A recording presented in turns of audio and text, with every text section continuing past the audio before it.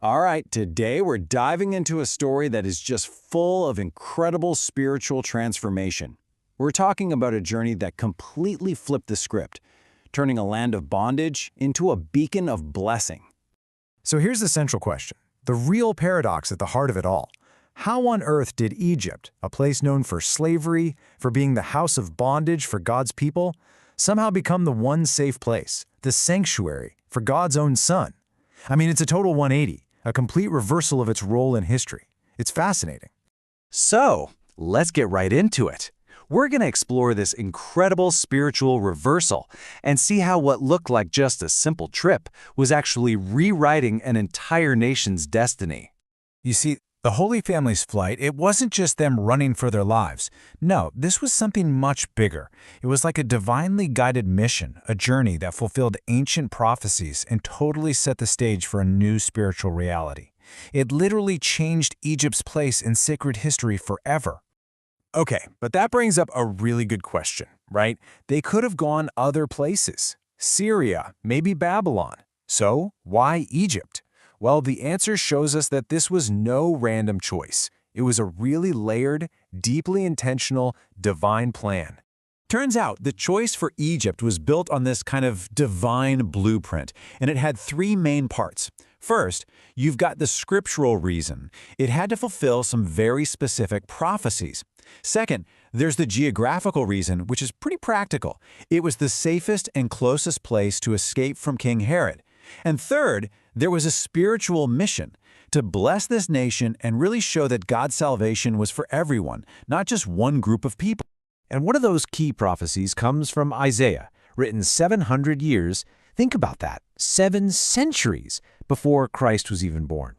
Now, the early church fathers and theologians, they saw the phrase swift cloud and interpreted it as this beautiful, poetic metaphor for the Virgin Mary herself, carrying the Lord into Egypt.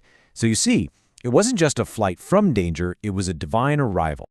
Okay, so now let's actually trace their path. We're going to follow in their footsteps, so to speak, and uncover some of the incredible things that happened along the way. And just to give you an idea of how epic this journey was, we're talking about 3,500 kilometers. That's almost 2,200 miles round trip. Now picture this, a young mother, a newborn baby, and an older man, Joseph, with just one donkey for transport. I mean, this was a grueling, almost impossible trek. It really drives home the idea that some kind of divine protection had to be with them. And sure enough, along this incredibly tough path, miracles started happening. It's like at every major stop, heaven left its signature on the land.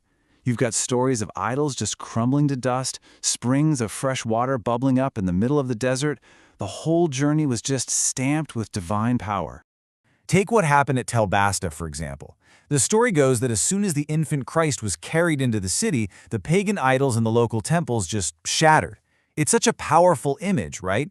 It perfectly illustrates this core idea, that the mere presence of divine light is enough to make darkness fall apart. It can't coexist. Now, the place they stayed the longest was a town called Qisqam. They were there for about 6 months, and today people often call it the second Bethlehem. And it's here that another amazing prophecy from Isaiah comes true. He wrote, "In that day there will be an altar to the Lord in the midst of the land of Egypt."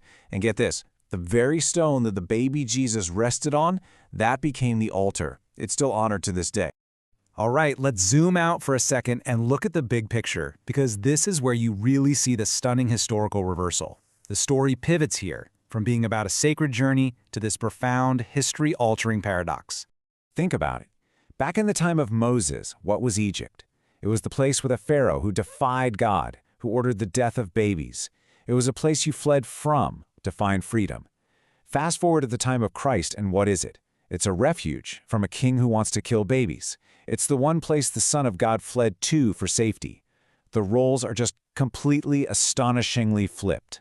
So, what does all this mean? What's the lasting impact here? What did this journey ultimately do for Egypt? Well, that brings us to the permanent mark left by these divine footsteps.